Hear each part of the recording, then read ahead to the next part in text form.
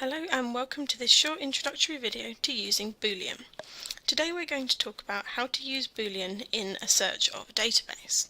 If you've missed our previous videos about the introduction to Boolean and how to create and narrow down searches using Boolean, then please look in the description below for links to those videos.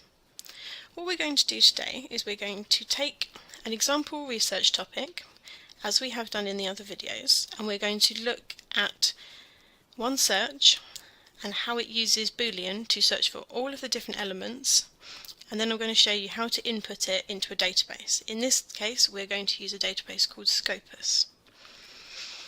So you can see that we have broken our research topic down into three concepts. One regarding behaviour support, one about autism itself, and one about specifically regarding children. And the first concept, we are using a wildcard search which replaces part of the word. You can see that there with the asterisk, and we're putting speech marks around it to make it a phrase. We don't want to search for the words individually, we only want them where they occur together. We're then going to use an AND, which is a Boolean operator, to connect that to the second concept, which is about autism spectrum or autistic spectrum.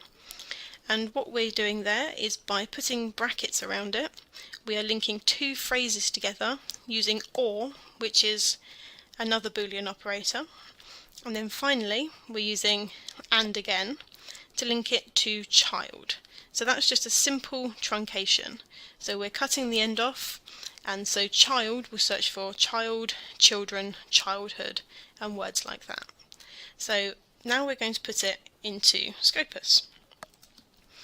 Scopus as a database is very similar to others, and a lot of databases you will be able to put searches in certain ways.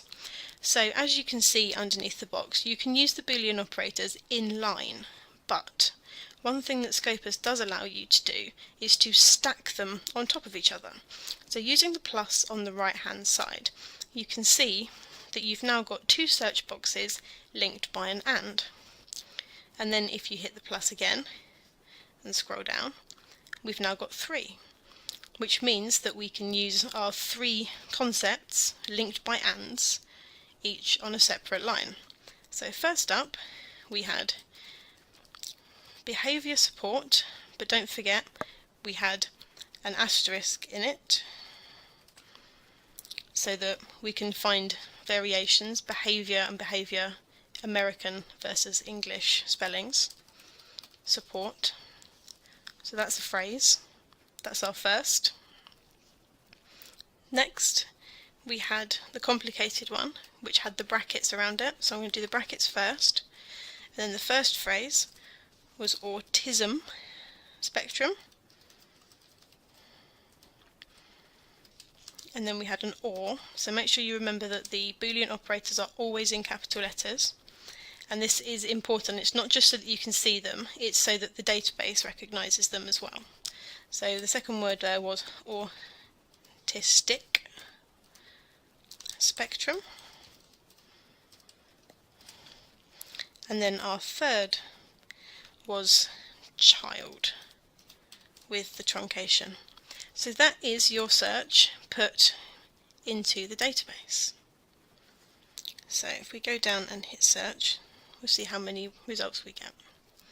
So actually we've done a very efficient search there. So we've got 18 document results with just that one search, because we've managed to narrow it down from all of the contents of Scopus just to those few articles. Thank you very much for listening.